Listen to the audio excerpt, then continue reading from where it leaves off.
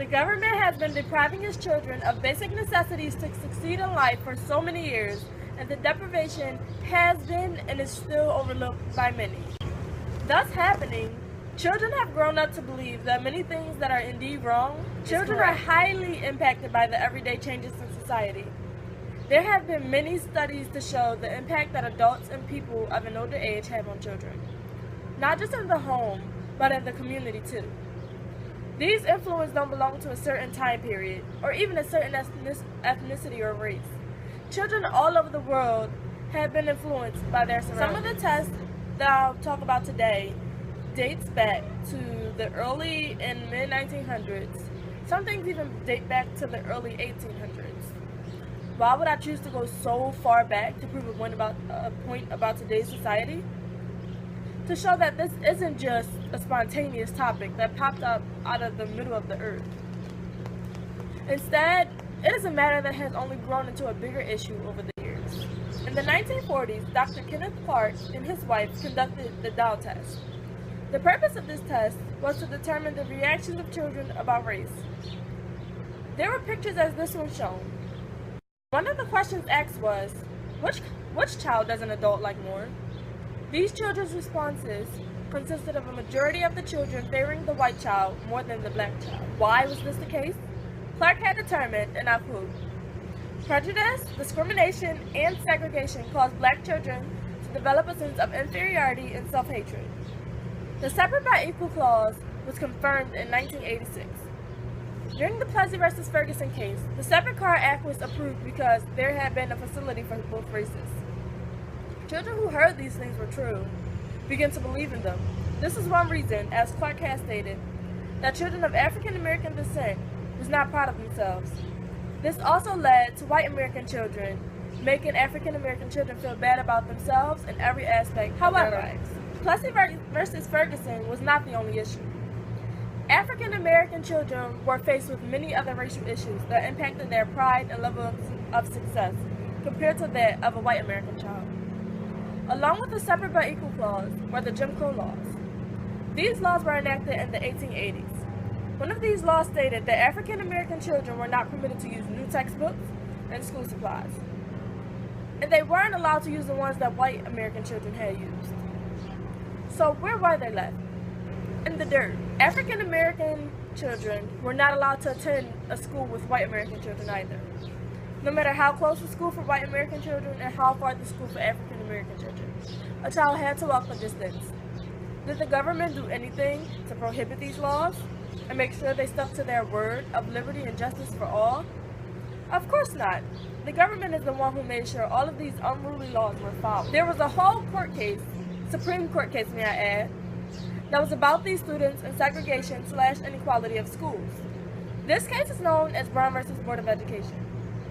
This case, however, was built up from 5 separate cases.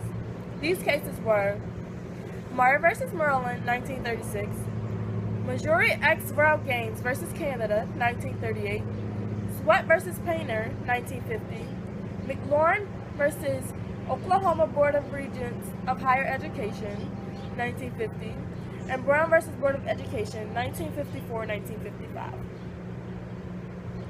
All of these cases dealt with the education of African Americans and their advancement of becoming a successful human being.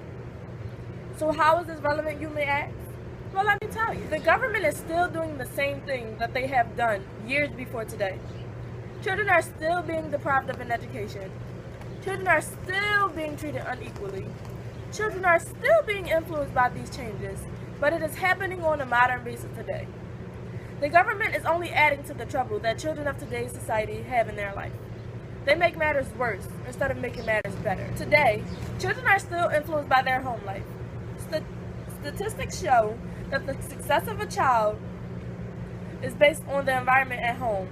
It determines whether a child will make it out of the condition they are in, whether they are good or bad, or will a child continuously fail to stay in the conditions they are in, or stoop down to an even lower position. There was tests done on children in the 1960s by Lee Robinson, which was later published in her book, Dividing Children Grown Up, a sociological and psychiatric study of sociopathic personality. Although the 60s was a time ago, it still holds true today. And think about it.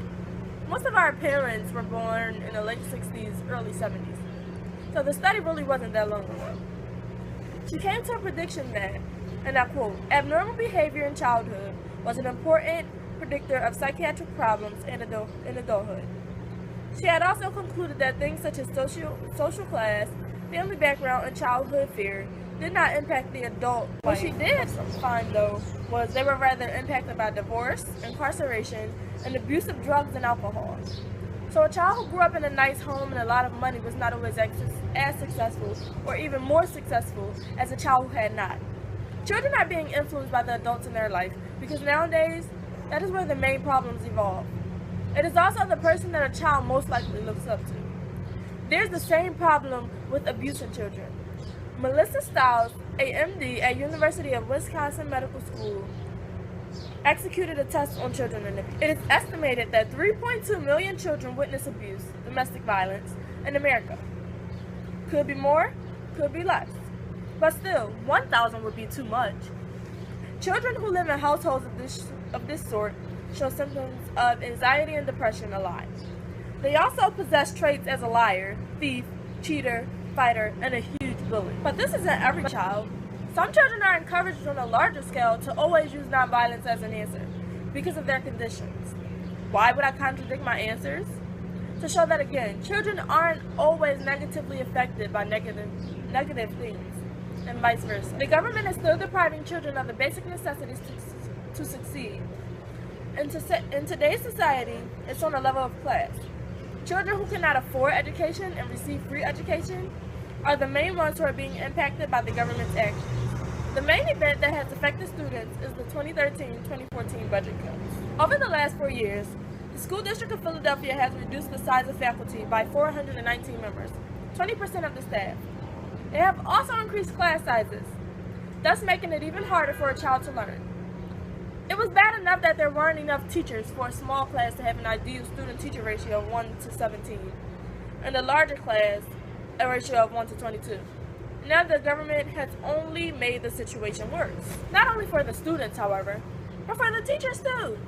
And on top of those cuts, there's going to be 6% of the teachers left laid off for the 2014-2015 school year to continue to close the gap. Children of every race is being deprived of the right to learn. The only difference is, the more money you have, the more likely you are to receive a higher education. Why? Because instead of having to suffer with the rest of us, you could go and pay someone or something such as an online class or program to teach you. Instead of making sure there's enough funding for education, the governor and the mayor decide to make sure that there are parks built and schools closed. I understand some children need a place to go after school to enjoy themselves, but the time, money, and effort being put into these playgrounds should have been used for educational purposes first. In June of 2012, Franklin D. Roosevelt Park had been destroyed by a fire. Nutter decided he would reach out to the Eagles players to help him rebuild a $306,000 public facility. But he cannot reach out to them to help fund Philadelphia schools and education. He had also said there was an $11,000 reward for anyone with information leading to the arrest of the ones who had vandalized the playground. This may not seem like much compared to the debt the government is in, but every penny will help as of now. Franklin Park isn't the only playground that is being built, however.